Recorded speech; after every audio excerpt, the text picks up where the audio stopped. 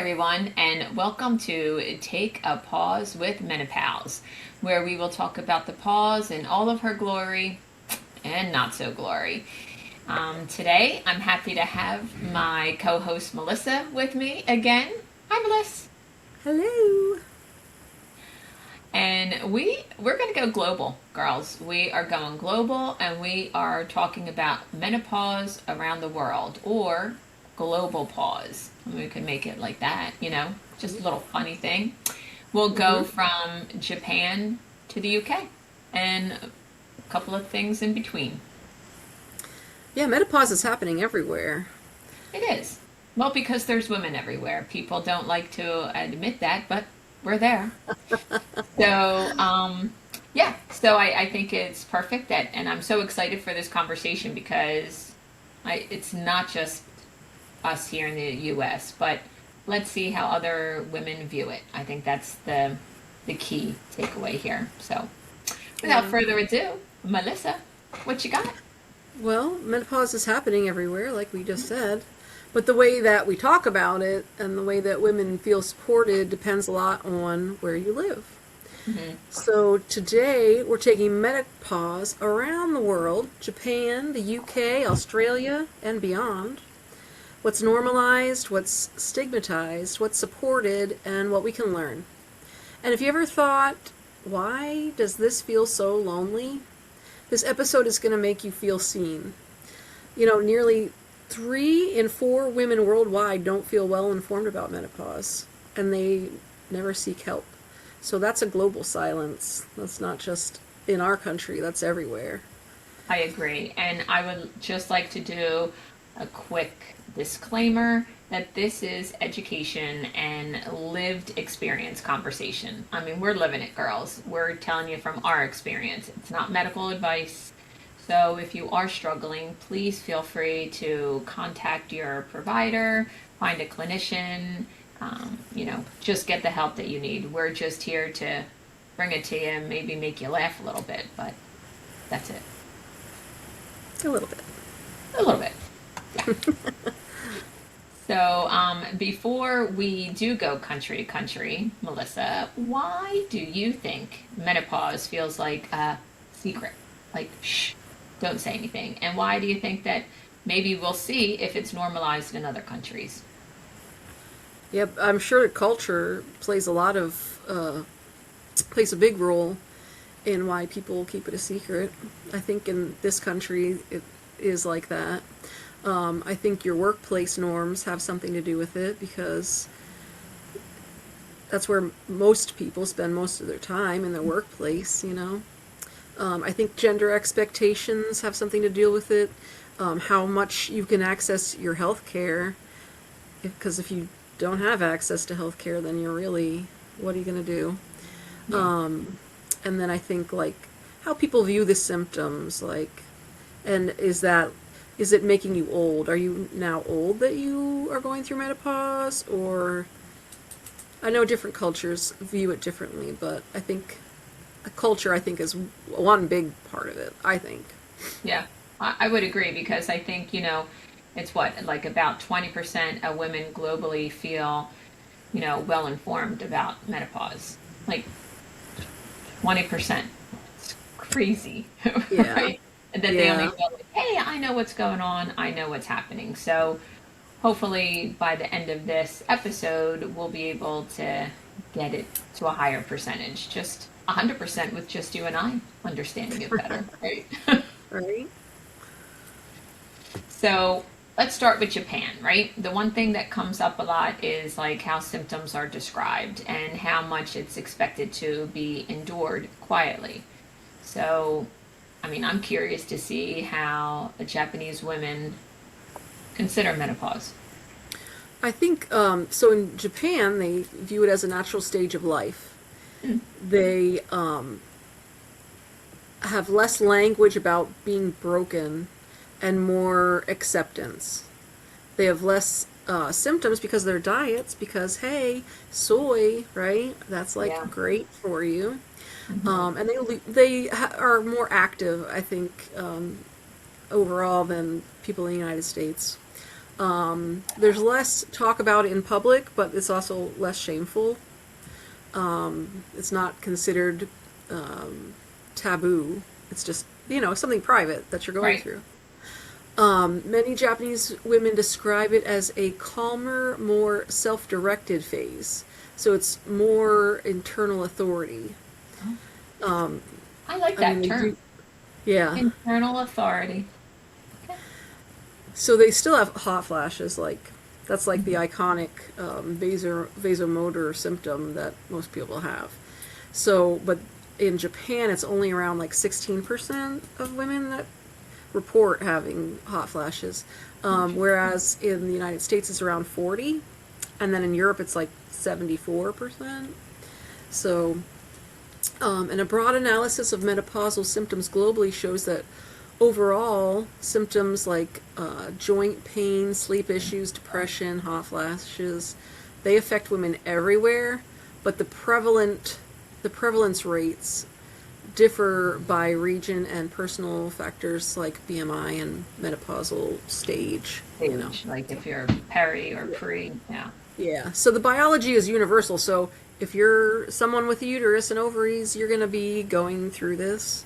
But the symptom expression isn't universal. So a Japanese woman is like much less likely to report her hot flashes than someone in Europe. So, I mean, I guess if you look at it that way, it could skew the statistics a bit if you know that they're not going to report it. Right. But that's just like, again, a cultural thing. Yeah. So essentially, like you said, 16%, we should applaud those 16% of women that are actually going out and saying, hey, I am having hot flashes. But for the most part, I think they, if they don't get hot flashes as much due to their diet, that they have other complaints like the shoulder stiffness, neck stiffness, like joint stiffness, chills. I think they like outnumber their hot flashes, which is interesting to me. Yeah, And yeah, right, because that's like a big contrast to the Western numbers because it right. suggests that not only biology but also how women talk about the symptoms shapes what we measure. Yeah, Yeah. So they may have them as bad as we do, but they're not going to say anything because their major complaint is like the stiffness and the joint stiffness. yeah. I can relate because I had palpitations. That was my main thing. Like I had hot flashes. To me, they weren't as bad compared to my palpitations. So Right. if you compare it to that, because like sometimes the hardest part isn't the symptom, it's the story that we're told about how we're supposed to just tolerate it. Like, Yeah. so I think it's, yeah, not necessarily the symptoms per se, but how, like, oh, you're fine. Deal with it. Yeah. Yeah. Fun fact, the Japanese word for menopause Mhm. translates to the season of renewal. So it's not like you're an old woman who's no use to anyone anymore. You are renewed, and hooray for you. I don't know. I love that though. I mean, it's so nice. I mean, season of renewal. Yeah. I mean, it's sort of like what, social media like tries to say now with, menopause or whatever, like, hey girl, you're learning to say no, or, just like the funny little things that you see on there. And it's like, yeah, the renewal is like, I'm not going to do the same thing I've done before or accept everything. I'm a new me, but it's a Right. season. I like it. Right. Thank Seasons you to our change. Japanese women. Yes, they Yeah. do. They do. And Yeah. all right, well, as we all know, I do not know my geography. So I don't know if we're making a left turn or a right turn from Japan to the UK. Jersey public schools, I will stand by that. We didn't have geography. I mean, It's okay. we It's all had right. social studies and that's all I really remember. So, I think I'm going to get you a globe for your birthday. oh, my family has. Mark Oh, has before. oh. Yeah. It, Okay. We'll talk about that later. so we're Um, either going to go left or right to the UK. True. Okay. Either Perfect. way. Well, on a globe, you could go either way and get there, honestly, because you're going around a globe. But in the UK, they have. I know you talked about. There was an episode previously about the Menno divorce. Hmm. So the UK has a family law Menopause project that was founded by a family lawyer to address a significant blind spot in legal proceedings. So it is to educate lawyers on how the perimenopause or menopause symptoms can impact a woman financially and emotionally during a separation. So, like you were talking about the meta divorce previously in Hmm. a previous episode, Yeah. um, it gives them a little more information on like menopause isn't just a health issue. It's also kind of like a societal issue because the way it changes women is going to ultimately affect her family. I mean, Yeah. generally speaking, I would say. But in a 2022 survey, 73% of divorcing women blamed menopause for the breakdown of their marriage, which is a big number. I think we talked about that previously also, but so the UK seems kind of progressive in how they are viewing menopause. Yeah. They Just the also fact that they're training their lawyers who are right, like identify it to be like, hey, you want to take like a minute, like here's here's what I maybe is happening, and then that woman would stop and think like, okay, and they go into like, you know, couples therapy as opposed to a divorce. right, yeah, or maybe they look at it differently. Like Yeah. maybe he's not that annoying. Maybe Yeah. it's me just like being agitated. Maybe the I don't chewing know. isn't that loud. You know, Yes. we've all been there, girl. But menopause is actually a workplace issue in the UK. Um, they spoke they speak about menopause in the parliament. They do policy reviews and changes based on menopause. The National Health Service gives a national menopause guideline out, I'd like to read that. Yeah. They have specialized menopause clinics. They have clear standards for medical education, so their doctors actually Mm. have some kind of training in school. I don't know if the United States does that now. I know that they did not, but I would hope and that they now do it. right, Yeah. employers are encouraged to implement reasonable adjustments at work, like flexible schedules, um, temperatures, uniform adjustments, access to rest areas, manager check-ins, and a woman in the UK does not have to convince her doctor or her employer that menopause is real. Like, they just take their word for it. So the UK seems a little progressive as far as policies and employment, the employment arena. Yeah. Yeah. I think it's amazing because, like, they say, like, in the UK, there's tens of millions of women in the menopause age bracket, right? It's very similar to here, but over 4.4 million women as of 2024. Like 4.4 million. It's staggering because we read a statistic before that it's like 1 million of women go into menopause yearly. Yeah. So, that they're in either stage, like pre, peri, post. And, 90% of women reported physical symptoms of menopause in the UK. So that's amazing. That's a The lot. psychological symptoms, though, it's about 55% in Europe and 63% in Australia. That's still So high. still very high, but it seems like sometimes you just get the physical ones are sometimes right there for you to know. Like I knew that I was feeling, tired or my, joints were sore like that, but I never realized how psychologically I was becoming more anxious and just feeling, because like the physical ones are right there. So I feel like they're pretty similar that 95, 90% of the women are definitely reporting the physical ones.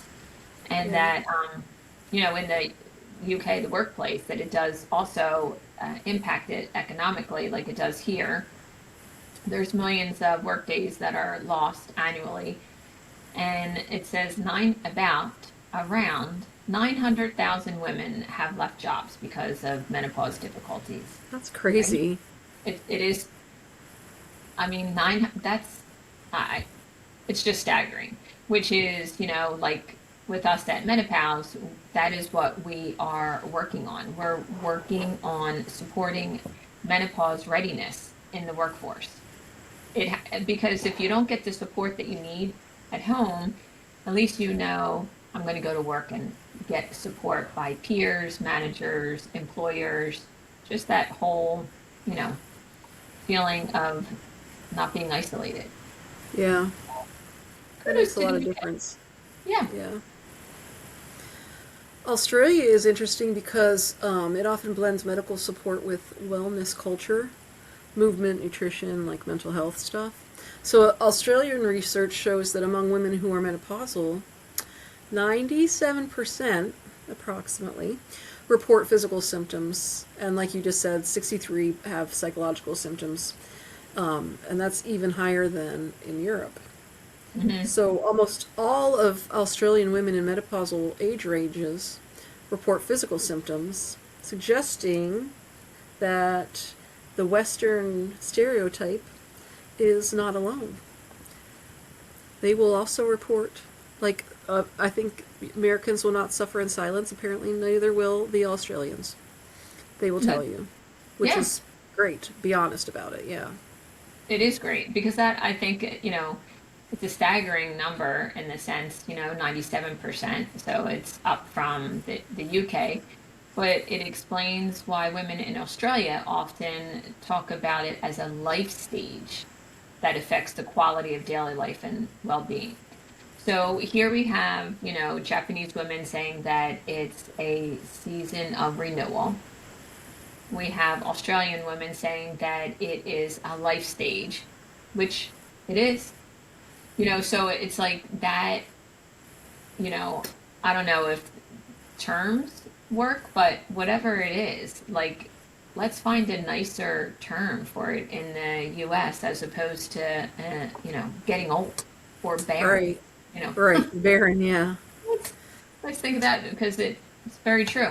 I mean, Yeah. and yeah, so kudos to the women in Australia. Let's look at some other areas globally. So, like Nordic countries, they have more normalized healthcare conversations, and they also have social support systems that reduce the stigma. Hmm. So, good for them. Yeah. And I think you can speak for some Mediterranean cultures, right? When the symptoms could be just minimized with your Greek heritage. Yes, I mean, being a half Greek, as I was always believed to be until 23andMe, and I found out that really it's actually only like a 1/4%. But Whatever. I'm going to round up, girl math and round that up. But it's very true. I mean, we didn't talk about it at all. Like my grandmother, my aunts, or nothing. It just was called the change. Oh, so and so is going through the change, never explained what it was. And that is how my aunt, my godmother, actually had a change of life baby, which I I didn't can't know what imagine. that meant. All I know is he was 2 years older than me. And she was Yeah. probably almost like late 40s at that time. And back then, I mean, that was a big thing. Scandalous. Yeah. It was due to a change of Right. life. So it was not spoken about. So yes, Mediterranean cultures, no bueno. Yeah. And then some parts of Asia, Latin America, and the Middle East, privacy and modesty norms can increase the silence because women may rely on close circles more than clinicians. So they're not going to go to the doctor and be yapping about it. Apparently, they just talk to their friends Yeah. because of they want to be modest. Well, that makes sense in the Middle East, I guess. I didn't know Yeah. Latin America was like that, but also I'm not a world traveler, so what do I know? Well, I know when I did go to, we were in Puerto Rico, and there were like books on it. It's like a very, like you have to dress well all the time and just always look put together and, wear the heels and just, it's like, it's just how they, dress and how they hold themselves. Like Yeah. it's a very, interesting dynamic. But it's, the point here is like it's not who's best or, what country. It's the fact of like what can we borrow from other countries and other cultures globally that will help women here feel less alone. Or if you're listening in other countries, help you feel less alone. Like, so that's the thing there. And, this is why we keep coming back to, some places, menopause is framed as a decline. Like you said, like getting old, I said barren, but in others it's formed as a transition. So I would love if here we could turn it from just such a decline into a transition. And I think just having that word change, just a word, would Right. be able to have the normalcy of talking about menopause and break the silence in That theory. reminds me of your instructions on your pill bottle for something. Remember the language that was used on your pill bottle? That's what it reminds me of. Just It said, change just change the wording. What did yeah, it say? For your change of time life. of It was like your if change you of were going life. through the change of life, and I'm like, what is happening? Was this something, a paragraph from 1956? Like, Yes. seriously, it was just Yes. crazy. Yeah, Yeah. I'm just remembering about that. I forgot about that. Well, I think I just put it back in the so far back, Yeah. but yeah, Right. it was the So transition. yeah, there's things we would want for women everywhere. Hmm. The language, change the language. Like, yeah, season of renewal is beautiful. Great. Um, and permission to ask for support. Like, if you're at work, you got a headache, you're gonna ask somebody for Tylenol, right? There's no shame in that. So why would there be shame in? I think uh, one of the examples you had given was, you're sweating. You need to go to your locker and put more deodorant on. Yeah, Why is there shame in that? You've got a hot flash. It's a symptom. Like, yeah. And then also having some medical options that you don't have to feel shameful about, or tools or resources, really, hmm, that you don't have to feel shame about asking about. yeah. I think that's true. Like even when you said about like the deodorant, like you would openly ask for a tampon, like, Right, and a tampon. I've been at like Christmas parties or whatever. You're like, hey, you got a tampon? Anybody have a tampon? Yeah, It never was taboo, but right. yet here's like, a poor woman, me being one of them at sometimes, like you are just sweating. Like, could I just, can you just, come in here for just a minute? Let me just go to my locker. You don't even have to say what you have to do. You just have to run to your locker, and you could take Tylenol also if you needed to, Yeah, but right. at least it would help. And for the practical tools, like you were saying, I think workplaces that stop treating menopause like a personal problem and start treating it like a workforce reality, I think really is key, right? Because if you can have more manager understanding and manager education, right?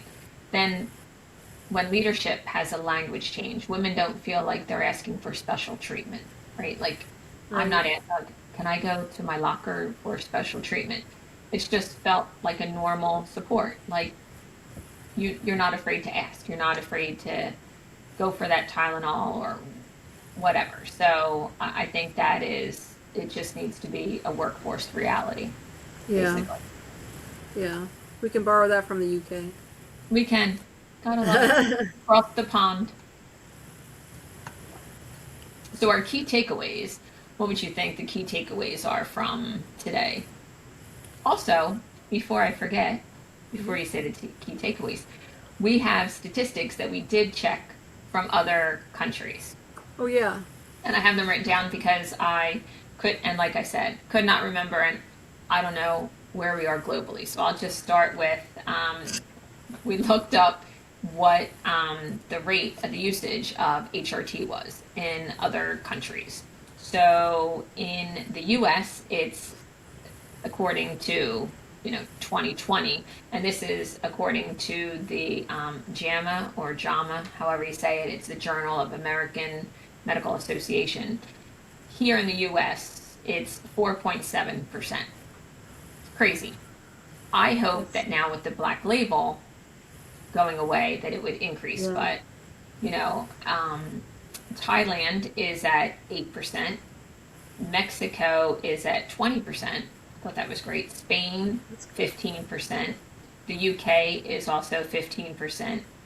India was about 10.5%. France was less than 20%. But Germany, they were the highest, and they were than other countries, and they were about 25% of women that actually use all the HRT. I wonder what explains that.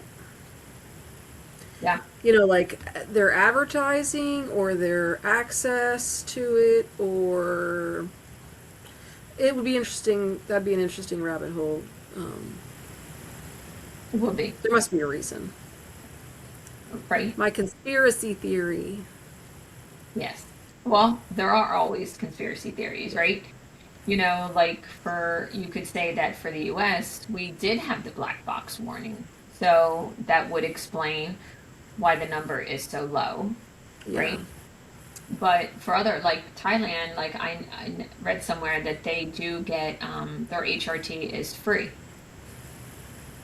which is Yeah, very so you'd helpful, think it'd be like a huge number then. you would think, But maybe right? that's a cultural thing where they're not so worried about it. They just suffer in silence. You know what I Right. mean? Right. Because it's free and you're still not using it. Here, it would be, if you're struggling and trying to make, ends meet type of thing, you're going to get food or utility bill. You're not going to give Yeah. yourself, permission to take the HRT. Or is it that in Europe, they don't have such a severe decline in their estrogen like we do, because stuff that we use here is, not allowed. It's like forbidden, or I know going to Europe just recently, like some of the foods, the dyes, they're not allowed. Yeah. So Pesticides. yeah, Yeah. pesticides. So are we having are we ruining with what we put on our skin and the sunscreen and the pesticides and the shampoos and the body washes and the creams? Are Yeah. we causing more of a severe decrease than other countries, and they don't need it as soon, or as, I don't know. It's a Right. rabbit hole. Yeah. For sure. Yeah. If any of the listeners know what it could be, feel free. Send a Do comment. tell. Do tell. If you are in any of these countries or have family or friends in there, I really would be curious to know. Yes, for sure. But the takeaways for today, I think, include. Okay. So menopause is global. I think we already said that. Like, if you got a uterus and ovaries, you're gonna be like having this issue, right? Yeah. But the silence and how it's looked upon is cultural. Yeah. So I think that's an interesting point. Um, and also, we had an episode before, right? Navigating menopause without a map, like, Without a map. and so it seems that generally most people aren't being educated too well about this time of your life, and so then they feel like they're weak because they don't know about it. They don't know how to do it. But it's Right. not that, because you're blindly just going through life like this. So it's not that you're weak, it's just that you don't know. So I think the support and the community is one important part. To learn from other people and hear other people's experiences and know that, you're not weak. You're not just going through this by yourself, you know. Right. Um, and that would be leading to the support would be like a mix of education, healthcare options, tools, resources like Menopause, obviously. And then Uh, also, your language can reduce the shame also. So the more you're talking about it with people, the mhm. less it's going to be just shame. It's going to be taboo because everyone's talking about it. It's like it could be all the buzz, you know. It could. I mean, and the thing is, you just have to, but it's interesting because when I am at work and I forget something, I do bring everybody into that I'm working with in the room, and I was like, hey, welcome to brain fog. Does anybody know what the word I'm trying to think of? It's this thing, and you give like clues, basically, like Yes. Marcus said, verbal charades. And then Yes. we all come up with the word. I'm like, yes, thank you. I was like, thanks for playing along with brain fog. I can't guarantee it's not going to happen again, but we now know what to do. So Right. it's funny, but me doing that was able to take and decrease my anxiety because I didn't do that in the beginning. And I would be struggling with trying to remember someone's name or trying to remember what that thing was that they needed because I'm like, yes, I know.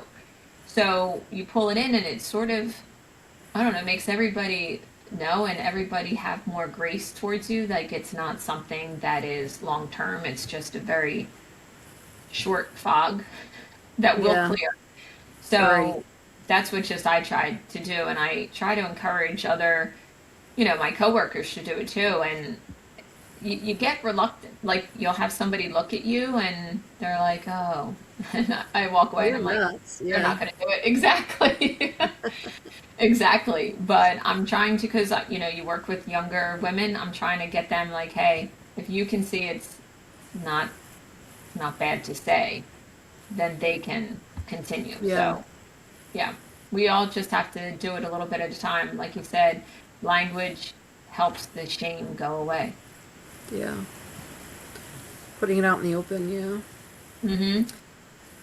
But if this episode has helped you feel seen, you should share with one friend or like at work, share with your manager, who people that need the conversation, and that just brings awareness to it and reduces the shame and encourages them to find out maybe more information about it also.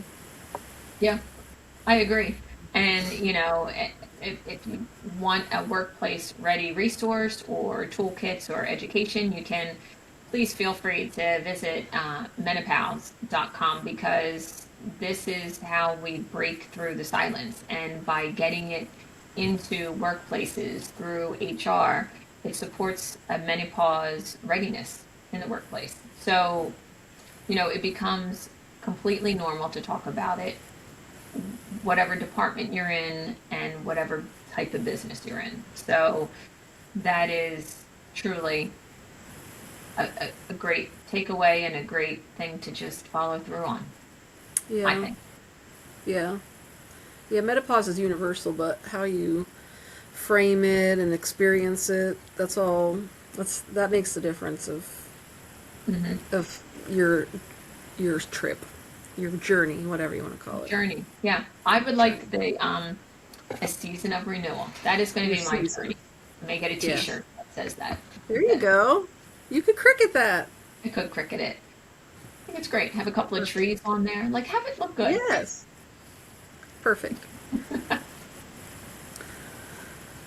So for our conclusion, we have a couple of questions that we just wanted to ask. Like, Melissa, what surprised you most when you started learning about the menopause globally and internationally? Because we have had this idea for this episode for a while and have worked on getting the information because we, I don't even know, I think it started when we did the Meno divorce one and we talked about that and saw that the law firm in the UK was, being proactive. And we were like, well, what of others? So for me, it's Right. been I'm wanting to do this episode for the longest time. So, what do you think? Like, what was most surprised you? I think the lack of training and education that doctors get regarding menopause was one of the things. Like, in especially in our own country, Yeah. they don't have a specific course or class about menopause. Like, and it's not even they don't even discuss it as part of the like the OBGYN rotation or anything like that. Or they do a very select small training on it. That surprised me the most. What about Yeah. you? For me, I would think it's what we were just talking about, the statistics, that it's we can say, okay, it's proven we're lower in the, usage of HRT because of the black box. But other countries didn't have that black box warning, and it's not up to, I think, the percentage that it should be. So Yeah. kudos to all the women in Australia, UK, Japan, Thailand, globally. Kudos to all the women that are out there trying to figure it out. But that to me was the most, like, I would have thought for sure, like, they would have been in like definite double digits, high double digits, though, Yeah. like 60, 70%, but so we got to get it out there, girls. That's all I say. Where do you think most women seem where are they most supported? Like, what's the one thing you think that drives the support for women? For me, I'm going to say I think women across the pond. I just love saying that. I mean, I really don't know what pond it is or where the hell the pond is, but Ah. across there in the UK, because they have it in their workplace. Like, so they have Parliament talking about it. So I think the more you can get it out, the better it is. So Yeah. I'm just making a judgment, though. Maybe they don't feel that supported, but I think that I would hope that they would feel more supported with the fact that it's out there more with everybody talking about it. Yeah. Yeah, they seem like they got it together a little more over there, Yeah. for sure. How about you, though?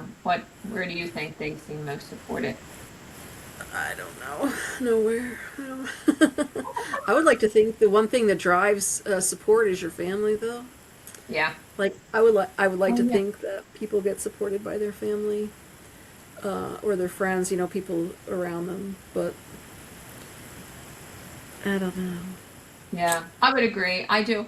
I know. I feel I'm very fortunate and lucky that, yeah, I do have a spouse that is very supportive.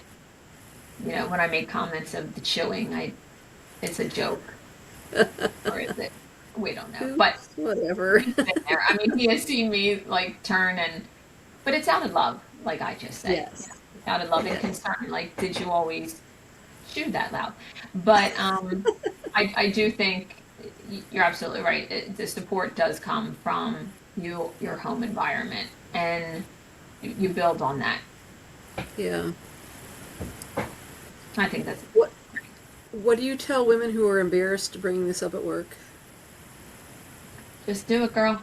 I mean, Right? like I just said, I bring my brain fog into it all the time, but you didn't have any problem asking for a tampon. So put this in the same category that you Right. just are like, hey, I need to go to my locker. I am just drenched. Just make it that simple. That's Yeah. that's what I would say. What would you Yeah. say? I would say you're too old. Like, you've come to the time in your life. Menopause is terrible or whatever because of the symptoms, blah, blah, blah. But you've also come to the time in your life where, for me personally, it's like more about yourself. Like, you can pay more attention to yourself. So there's no time to be embarrassed. Like, your life is passing you by here. So, like, let's talk about it and get it out there and let everybody know that they're not alone and Yeah. that, I don't know. It just seems that's maybe the tough love approach. Just get over it and talk What? about it. And talk about it. I love that approach because I think that that's truly, I mean, you said that, we're at an age, like, we're old enough to know better, right? Like, Yeah. we're old enough to know, like, I'm not going to get embarrassed. I mean, believe me, my 20s, uh, those were embarrassing years, right? Like, you do Yeah. stuff that you're like, God, I can't believe I did that. Yeah. I had a lot of fun doing them, but you're still like, phew. But you're now at this point that it's like, what is so embarrassing about just saying, I need a little help? I need a fan. I need to go get some cold water. I need to go step into the cooler of the convenience store, With the beer to the, guy, the beer guy, the the beer distributor. it's one of my favorite hot spots, no pun intended, but like what is so wrong in that? It's just being real. So I think you hit it on the nail. Like, yes, we are at an age that don't be embarrassed. Yeah. Again, it's a season of renewal. Yes. Seasons will change. Yeah, yeah. I think that's great. So yeah, I think Melissa, I think I enjoyed, I can say, talking about the global, um, just differences and similarities. But I enjoyed doing it mostly just with you. I had a great time because it's just so fun. Like we wanted to do, like I said, we wanted to do this for a while. So Yeah. yeah, if anybody has, like we said, any comments, I mean, we could always go down different rabbit holes too. We like rabbit holes, that's true. And fact checking. We- Oh, you do. You do. So, yes. Yay. So, I just want to say I thank you for being the perfect co host. And Thank you. thank you for all of our listeners listening. And like I said, you can always continue to follow us on Spotify and YouTube and Apple Podcasts. And we want to say thank you to our affiliates of A Good Day Chocolate, Isogenics, and just want to thank everybody. And as we like to say, Melissa, we will see you. See you next Tuesday. Thanks.